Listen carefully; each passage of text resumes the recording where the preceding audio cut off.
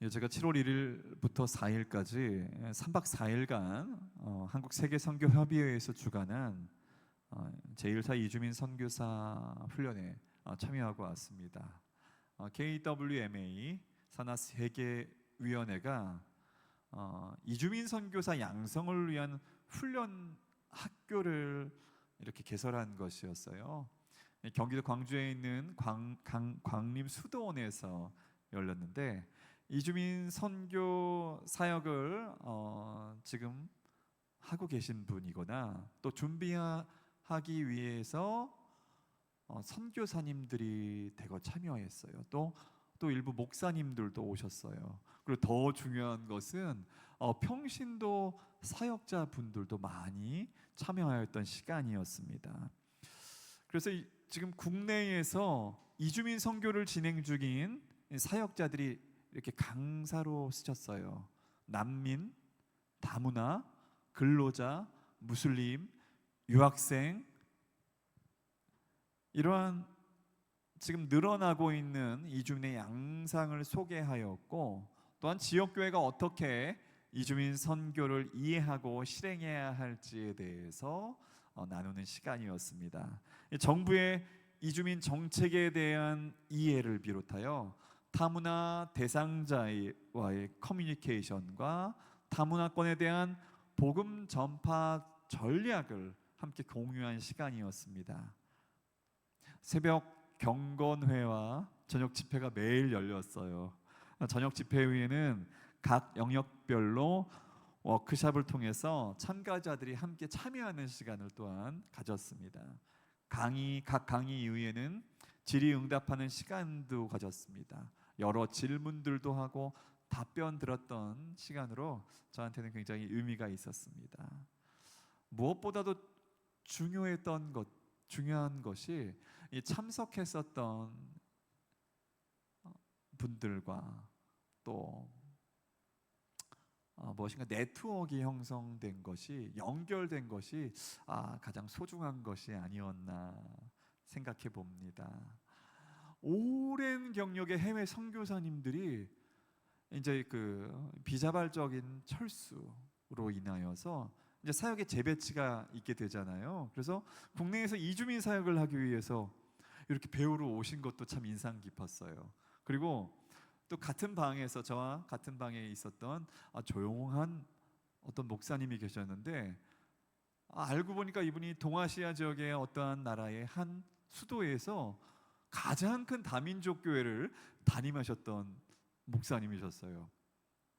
그리고 또 저희 교회가 속한 CNMA 교단의 선교사님도 참석하셨어요. 이분 참 인상 깊었는데, 선교에 대한 열정과 노하우가 굉장히 남달랐던 것 같습니다. 그리고 참 겸손하셨어요. 그래서 제가 가까이에서 참 많이 대화하면서 보고 배웠던 이런 시간이었습니다. 저는 이제 이 영역별 모임에서 제가 참여한 다문화 이런 영역, 그리고 또 유학생 영역에서 이제 저희 교회의 선교 계획을 소개하면서 교단에 대해서 잠깐 언급한 일이 있습니다. 여러분 아시다시피 우리 한국에 있는 많은 목회자분들은, 또 선교사님들은 CMNA 교단에 대해서 잘 모르세요. 그런데 이번에 참석한 선교사님들 중 많은 분들이 CMNA에 대해서 알고 있었다는 것이에요. 그리고 어떻게 한국에 설립되었는지, 그리고 어떠한 사역을 하고 있는지에 대한 질문들을 제가 받게 되었어요.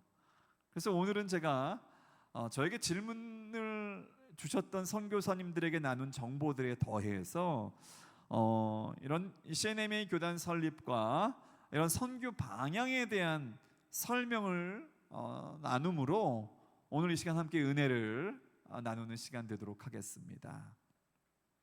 여러분도 아시다시피 목회자나 또 목회자분들, 아마 많은 목회자들일 것이에요. 그리고 신앙서적을 이렇게 좋아하는 분들은 A.W. 토저, 에이든 토저 목사님에 대해서 들어보았을 것이에요. 반면 그분의 영적인 스승이었던 A.B. 심슨, 알버트 벤자민 심슨 목사님에 대해서는 들어보지 못했을 것입니다. 이 알버트 심슨 목사님은 일부 목회자 외에는 알려지지 않았어요. 하지만 19세기 후반에 미국에서 강력한 신앙의 부흥 운동이 일어났습니다. 이 신앙 운동이 불같이 퍼져나갔을 때 이런 부흥 운동을 주도하고 선교를 연결시킨 바로 장본인이 알버트 심슨 목사님입니다.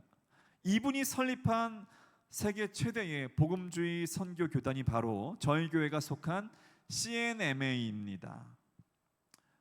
20세기 최고 기독교 저술가 중 한 명인 A.W. 토저 목사님, 그리고 20세기 최대의 복음 전도자, 설교가 중 한 명인 빌리 그레암 목사님을 배출한 교단이 CNMA입니다. 현재 미국의 2,000교회 이상 비롯하여 전 세계 90여 개 국가에 5만 5천여 개의 교회, 700만 명 이상의 성도가 소속되어 있습니다.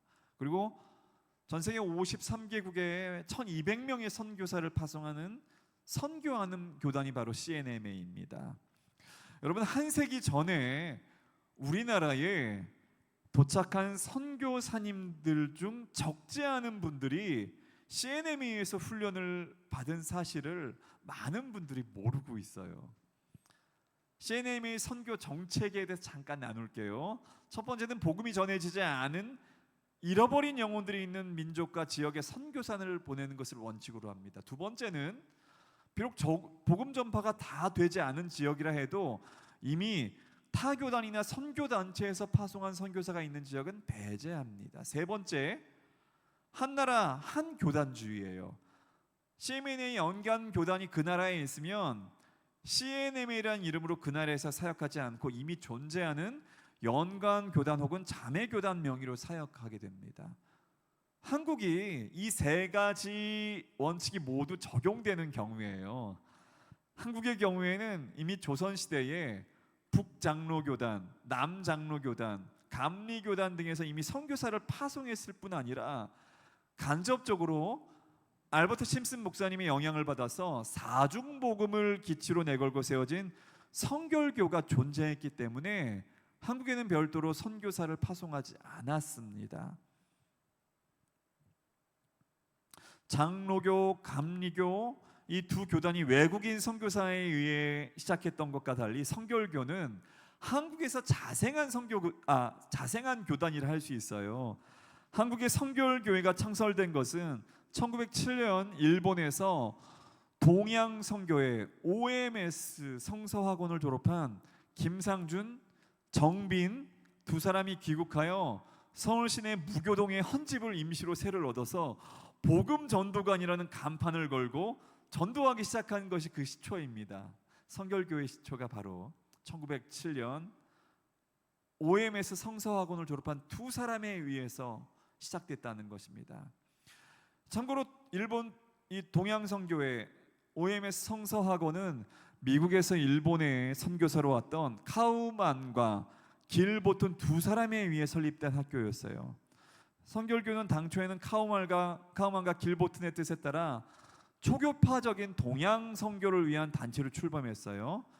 카우만과 길보튼은 심슨 목사님으로부터 하나님의 은혜를 뜨겁게 체험하고 알버트 심슨 목사가 주창한 사중복음을 만민에게 선포하기 시작했고, 기구의 조직이 불가피할 정도로 성도 수가 확장되어 결국 동양성교회 성결교회라는 교단을 세우게 되었습니다. 여러분 지금 잘 따라오고 계시죠? 이 동양성교회의 카우만과 길버튼 두 선교사는 한국의 성결교회가 세워지는 초기부터 직접 간접적으로 지원했어요. 지금 현재 서울신학대학교라는 곳이 있습니다. 1911년 카우만 선교사가 한국에 와서 그 부지를 구매하고 세워서 성결교회가 기성과 예성으로 분리될 때까지 성결교회의 교단 신학교였어요. 이후에 성결교단은 자신들의 뿌리를 찾아서 미국 CNMA 교단과 접촉하고 한국에서 CNMA 교단을 대표하는 자매 교단이 되었어요. 어느 교단이요? 성결교단이요. 이후에 CNMA 선교의 열매인 AWF 얼라이언스 월드 펠로우십의 일원으로 협력 사역을 하게 됩니다. 그래서 예수교 선교교단 주최로 AWF 총회가 2002년 5월 한국에서 개최되었습니다. 이제 시간이 흐르게 됩니다. 미국에서 목회한 CNMA 한국인 목사님들이 한국에 돌아오게 됩니다. 그리고 교회를 개척하는 분들이 생겨납니다. 그리고 무엇보다 중요한 것은 이 한국 교회의 선교적인 잠재력과 한국에 들어온 수많은 이주민 선교의 필요성 때문에 이 선교 연합체 성격의 교단 발족을 검토하던 중에 2018년 4월 하나님의 섭리로 인해서 CNMA 코리아가 설립되었습니다. 이 AWF의 일원으로 예성과 기성교단, 국내에 있는 선결교단과 협력을 지속함과 동시에 여러 교회들 단체와 선교 협력이 계속적으로 진행 중에 있습니다. 국내외의 선교의 비전을 쫓아서 많은 목회자와 선교사님들, 또 신학대학원 졸업생들이 교단에 들어오고 있습니다. 특별히 종교비자 발급이 어려웠던 중동의 A국 선교사님들이 교단 합류 이후에 그 현지에서 비자 발급을 받아 사역하고 있는 놀라운 지금 일들이 CNMA 교단을 통해서 진행되고 있습니다. 2022년 11월에는 이 CNMA 코리아 주최로 이 AWF, APEC, 아시아 퍼시픽 얼리언스 처치스 컨퍼런스가 개최되었어요. 여러분, 하나님의 은혜 가운데 CNMA 코리아가 지금 해외 선교사들을 또 협력하고 보내는 사역들을 감당함과 동시에 한국에 들어온 260만 명 이상의 유학생을 비롯한 이주민들을 대상으로 섬길 선교적 DNA가 이미 교단 설립 때부터 있다는 것을 제가 지금 강조드리고 싶습니다. 여러분, 이제 우리는 국내에 들어온 유학생을 비롯한 이주민들을 대상으로 선교해야 합니다.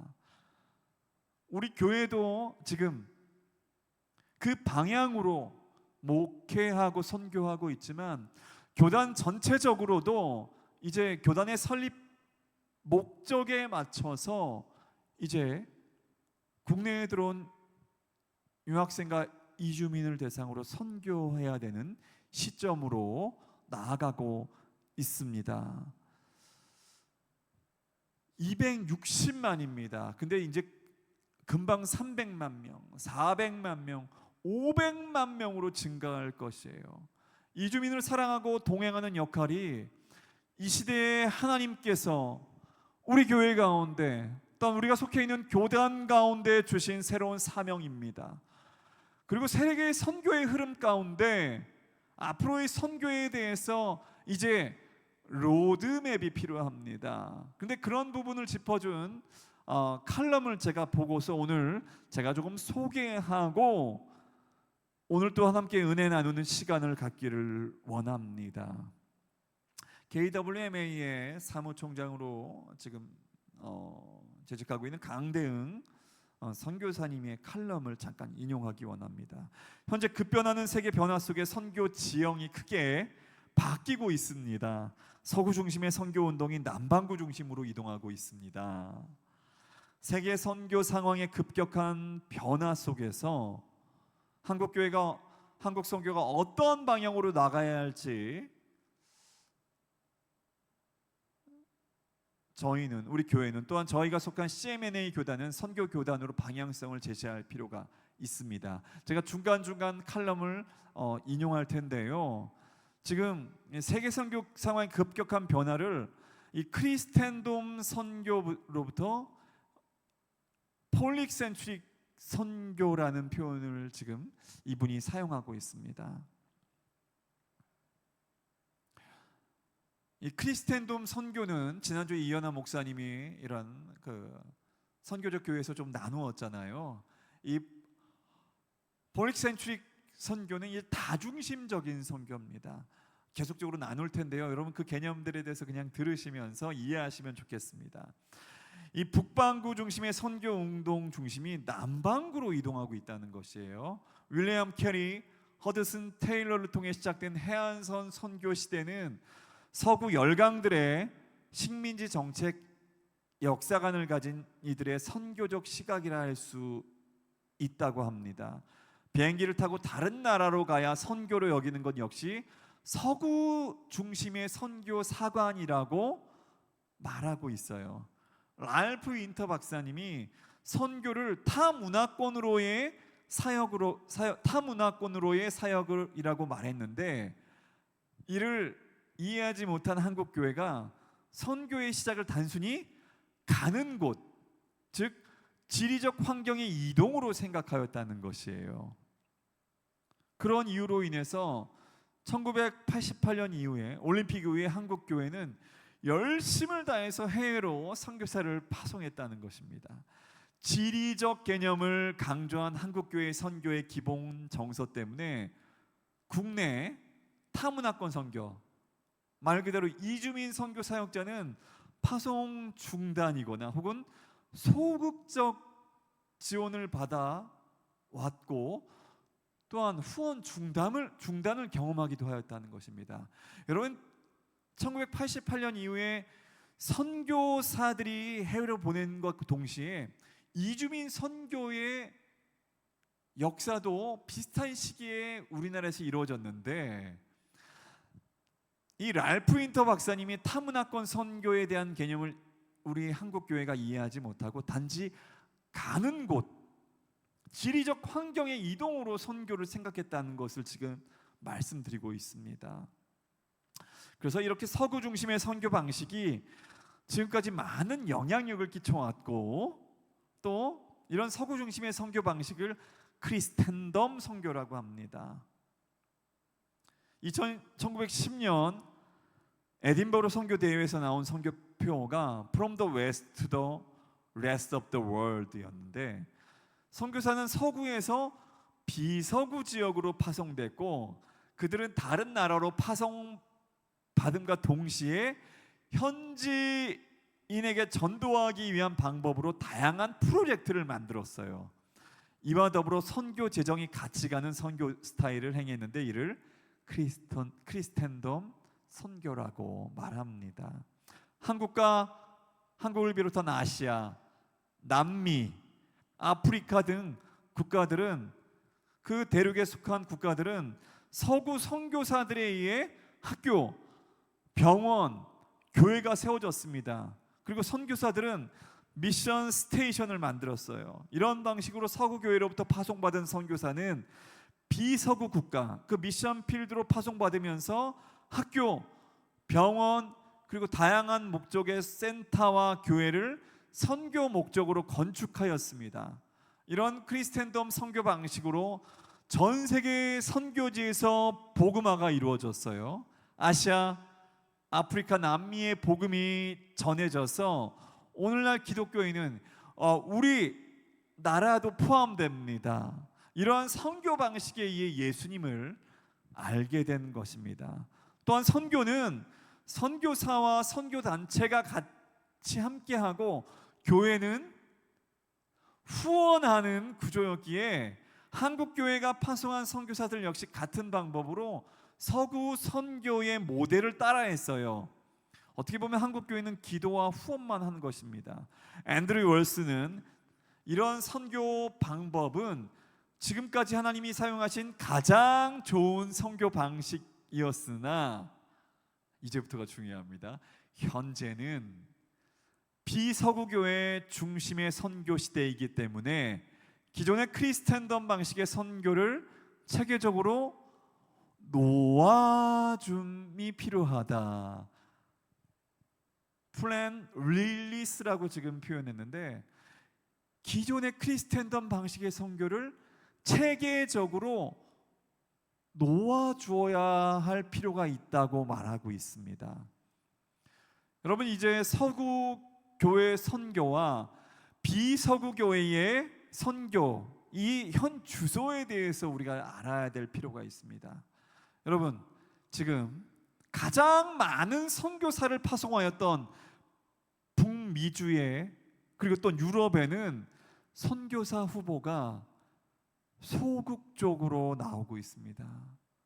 가장 많은 선교사를 파송했던 나라들과 대륙들에서 이제는 더 이상 선교사 후보생들이 나오지 않는 실정이에요. 서구교회는 복음의 주제, 예를 들어서 종교다원주의, 동성애, 사회부조리, 구조학, 환경, 가난, 이러한 복음의 주제들을 강조함으로 쇠퇴하는 분위기예요. 결국 주님이 다시 오시기 전까지 미전도 정도 unreached people 그룹이잖아요. 미전도 종족에게 복음을 전해야 하는 사명이 이 마태복음 24장 14절에 나와 있는데, 이 사명을 감당하기 위해서도 선교 헌신자가 나와야 하는데, 이런 헌신자가, 이런 선교 헌신자가 서구 교회로부터 나온 것을 이제 기대하기 어려운 상황이라는 것입니다. 미주와 유럽에서는 더 이상 선교 헌신자들을 기대하기 어려운 상황이라는 것이에요. 하지만 비서구는 말씀드렸던 아시아와 아프리카와 중남미 지역은 기독교가 가장 빠르게 성장하는 지역이에요. 가장 많은 기독교에 있는 대륙이 아프리카입니다. 그리고 비서구권 기독교의 숫자가 서구권 기독교인의 2.7배가 됩니다. 다시 말해서 예전에 선교지였던 나라들이 이제 선교사 파송 국가가 되었습니다. 그래서 이제 기독교 주류 국가들이 되었습니다. 여러분, 서구권에서는 선교사 후보를 찾기가 쉽지 않아서 결국에 비서구권의 교회 안에서 선교사 후보들을 동원하고 있다는 것입니다. 예를 들어서 IMB의 글로벌 미셔너리 파트너 시스템, 또 우리 이현아 목사님의 출신 선교단체였던 OM의 비서구권 선교사 후보 장학금 지원 등 이제 비서구권 교회 안에서 선교사 후보들을 계속 동원하고 있어요. 북미주 선교사와 사역할 수 있는 나라의 선교사는 비서구권에서는 한국에는 찾기가 실은 쉽지가 않아요. 그러기에 국제단체는 한국인 선교사를 선호하고 있어요. 그런데 한국인 선교사는 서구 선교 방식의 마지막 동역자가 되어야 할까요? 한편에 예전에 선교지였던 나라들은 선교사 파송 국가로 변화하고 있다고 말씀을 드렸습니다. 그러나 대부분 비서구권인 아시아와 아프리카와 남미 국가들이 서구 선교사를 파송한다고 해도 서구 국가들과는 경제적 수준이 달라요. 그래서 비서구권 출신 선교사들이 선교지로 나갈 때 그동안 서구권 선교사들이 했던 선교 형태, 예를 들어서 교회 개척, 건축, 학교, 센터 사역 등의 모델을 따르기 어렵습니다.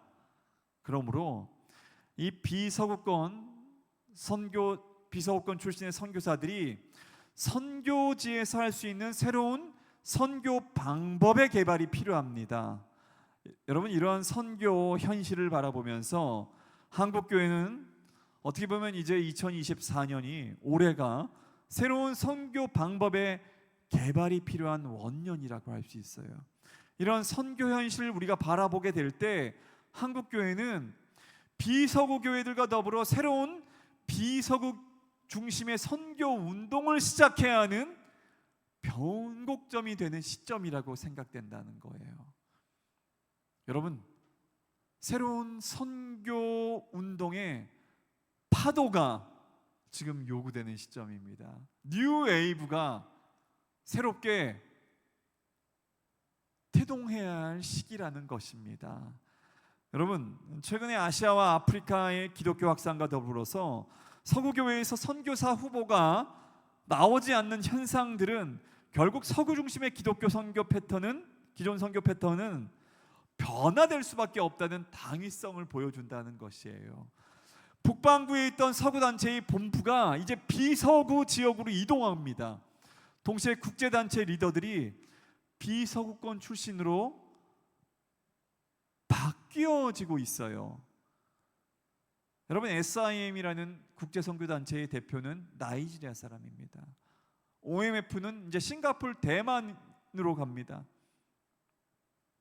웩이나 CWM이나 인터설브나 로잔이나 많은 국제 선교의 단체 리더십들이 문자 그대로 비서구 출신에서 나타나기 시작해요. 한국인, 싱가포르과 대만, 나이지리아, 인도, 또 한국계 미국인. 여러분, 왜 그럴까요? 또한 국제 선교 포럼 등에서 비서구 출신 강사들의 목소리에 이제 귀를 기울이는 시기가 시작되었다는 것입니다. 여러분, 우리 이현아 목사님도 이제 비서구권 출신 목회자로서 이제 준비가 되면 세계 각지에서 이제 목소리를 아마 낼 것입니다. 선교 전략에 대해서 이야기할 것이고요. 또한 공부하고 그동안에 갈고 닦았던 또 선교 신학적이고 성경적인 메시지를 통해서, 전략들을 통해서 아마 많은 서구권에 있는 또 비서구권에 있는 나라들의 선교사들이, 목회자들이 귀를 기울이게 될 것을 저는 기대하고 있습니다. 여러분, 비서구권 출신 리더들은 국제 선교 단체 및 기관 운영 방식까지도 변화를 가져왔어요. 여러분, 이제 선교 개념에 뉴 노멀이 필요한 시대가 도래했다는 것입니다. 뉴 노멀. 여러분, 이제 올해 2024년 9월에 제4차 로잔 대회가 인천 송도에서 열리게 됩니다. 1차 로잔 대회가 74년 유럽 로잔에서 시작되었어. 2차 1989년 마닐라에서, 3차는 2010년 남아공 케이프타운에서 열렸어요. 4차 이제 9월에 아시아의 이 한국의 인천에서 개최됩니다. 우리 교회에서도 한 분을 로잔 대회에 이렇게 파송하게 됩니다. 네. 여러분, 유럽과 아시아, 아프리카에서 열렸기에 4차는 어떻게 보면 남미에서 열릴 수 있는데, 남미에서 진행되는 게 순서인데 이제 아시아의 한국에서 열린다는 것이에요. 물론 한국 외에는 큰 규모의 대회를 소화하기 쉽지 않기 때문이라는, 물론 표면적인 이유도 있을 수 있지만, 여러분, 비서구 교회를 사용하시는 하나님의 숨겨진 그림이 있다는 것이에요.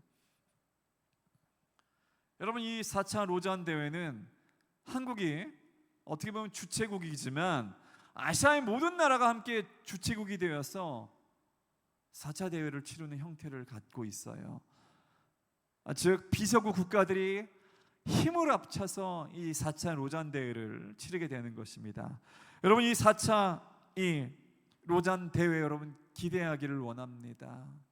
이제 한국은 어떻게 보면 서구 선교의 마지막 주자로 서구 선교 사역 모델들과 방법을 계속 발전시켜 나갈지, 아니면 비서구권 교회, 아시아, 아프리카, 남미와 함께 그들 교회가 파송한 선교사들이 사역할 수 있는 선교 모델을 만들지에 대해서 결정해야 됩니다.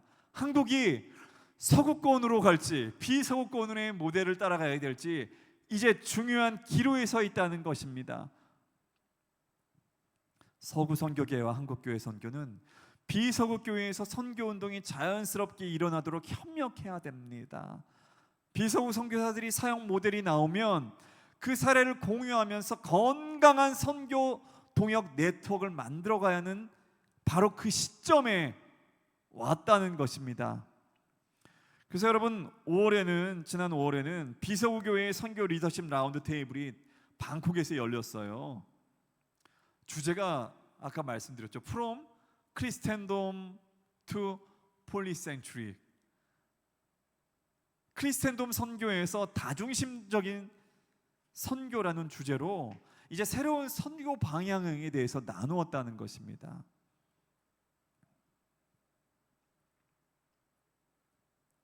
여러분, 많은 나라들이 이 포럼에 참여하여서 함께 나누었어요. 이 방콕 라운드 테이블에서 비서구 교회에 선교해 주는 제안과 겉면이란 이름으로 공동 성명서를 채택 발표하였는데,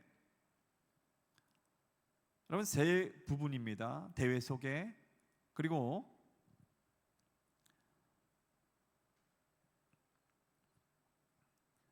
이제 이런 선교에 주는 재원과 또 연합과 협력에 대한 부분인데 굉장히 중요한 내용이 있습니다. 첫 번째는 하나님의 선교는 성령의 능력을 의지해야 한다는 것입니다. 여러분 아멘입니다. 시스템, 재원, 재정 등 어떤 것도 성령의 인도하심에 의한 기도 선교를 대체할 수 없음을 천명하였습니다. 두 번째 내용은 현지인 중심의 선교라는 것입니다. 여러분 한번 따라해 보겠습니다. 현지인 중심의 선교입니다. 여러분 현재 세계 기독교 시대로 현재는 선교지에는 현지인들의 교회가 이미 형성되어 있어요. 선교사들이 현지 교회, 현지 교단 중심이 아닌 선교사 중심, 아니면 파송교회 중심의 파송교회 중심의 사역을 한다는 것은 더 이상 건강한 선교가 될 수 없음을 이 포럼에서 천명하였습니다. 선교사는 현지 교회의 체제 안에서 혹은 현지 교회와의 밀접한 협력 속에서 선교가 진행되어야 한다는 것을 결의했다는 것이에요. 세 번째는요, 선교에서 재정은 중요하고 필요한 부분이지만 재정이 선교의 가장 핵심적인 영역을 차지하면 안 된다는 것입니다. 여러분 재정의 능력은 선교와 교회 안의 상하 관계와 헤게모니를 만들게 됩니다. 혹자는 부유한 서구의 재정 자원과 또한 이러한 인적 자원의 결합으로 선교를 하자고 말을 합니다. 그런데 어떻게 보면 이런 모습은 선교를 또 한번 어떻게 보면 저하시키고 나락으로 빠뜨리는 결과를 낳게 된다고 말한다는 것입니다. 가능한 대로 돈을 사용하지 않고 하는 선교와 우정과 사랑 가운데서 서로의 필요를 채워주는 선교는 새로운 글로벌 선교의 방향이 될 것이라고 이 방콕 라운드 테이블에서 말하고 있습니다. 그래서 돈 선교군 재정이 필요한 프로젝트 사역을 지향하기로 결정했다는 것입니다. 네 번째는 선교사는 네트워크를 통한 현지 교회 혹은 현지 단체 요청하에 파송되어야 한다는 권고안을 결의했어요. 선교사가 자의적으로 선교지에 오거나 파송교회의 비전에 의해 선교사를 파송하는 선교 방법은 하지 않기로 했다는 것이에요. 선교사는 현지 교회, 현지 교단 안에서 동역하는 사역을 하므로 현지 교회의 필요를 채우도록 하였어요. 현장 선교사는 현지 교회의 사역, 현지 교회가 원하는 사역의 동역을 통해 건강한 선교 열매를 맺을 것이라고 결의했습니다. 다섯 번째입니다. 선교사는 자신이 직접 아기를 출산하는 산모가 아니고 산모의 출산을 돕는 산파임을 기억해야 한다고 이 라운드 테이블에서 말하고 있습니다. 선교사도 현지 교회를 세울 수 있어요. 낳을 수 있어요. 그러나 오늘날 몇몇 닫힌 국가, 창의적 접근 지역 국가들을 제외하고는 대부분 열린 국가에서는 이미 현지 교회가 존재하고 있습니다. 그러므로 선교사는 언젠가 선교 현장을 떠나기에 현지 교회의 리더십과 소유권을 인정해야 합니다. 결국 모든 사역을 책임져야 하는 현지 교회를 존중하고 교회를 세우시는 분은 하나님으로 선교사는 산파 역할을 통해 주님의 사역, 현지 교회를 섬긴다는 선교 철학을 가져야 한다고 말하고 있습니다. 여러분 어떠십니까? 여러분 이제 이런 비서구권이 사용 가능한 선교 운동들, 전략들이 아마 이 로잔 대회 이후에 계속적으로 나누어지게 될 것입니다. 이런 다중심적 선교에 동참하겠다고 말하는 많은 지금 지역 선교 대표들과 또 국가들이 지금 계속적으로 세워지고 있습니다.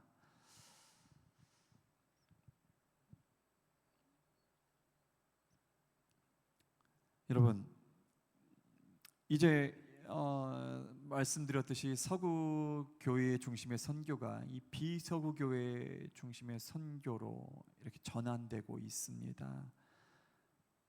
우리는 이 코로나라는 정말 어려운 시기를 우리가 통과하여 지금 현재에 이르고 있습니다. 코로나 시대의 전통적인 선교 대부분이 중단되었잖아요. 그리고 여러분 이 디지털을 통한 IT를 통한 또 AI를 통한 이런 뭔가 기술과 무엇인가 지금 빠르게 변화하고 있는 세상, 바로 그 현장에 우리가 지금 살아가고 있습니다. 코로나 19이었을 때 오늘날 어린 세대들, 아이들 그냥 인터넷 공간에서 메가박스가 아니죠, 메타박스 인터넷 공간에서 활동하고 있는 많은 다음 세대들이 생겨난 것을 우리가 보게 되었습니다.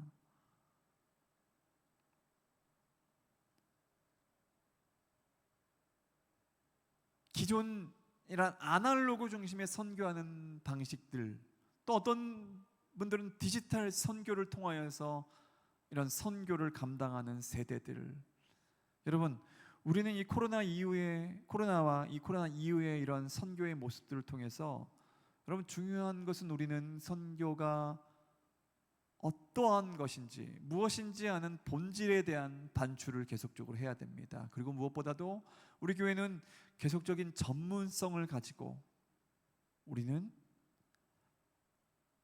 말씀드렸던 비서구 교회들과 함께 그들을 섬기고 함께 동역하고 함께 나아가야 합니다. 우리는 이제 몽골에도 계속적으로 교회들이 현지의 필요에 의해서 개척될 것을 우리가 계속적으로 기도하고 있습니다. 비서구권적인 아프리카의 나라들의 지도자들과 계속적인 협력을 통하여서 어떻게 동반자적으로 선교할지에 대해서 우리는 계속적으로 주님이 주신 전략을 가지고서 선교하는 교회로 나아갈 것입니다.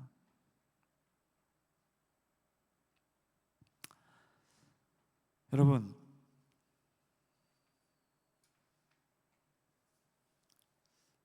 이제 한국 교회는 그동안의 서구 중심의 이런 재정과 물량을 동원한 선교의 시대는 아마 이제 더 이상 지속되지 않게 될 것입니다.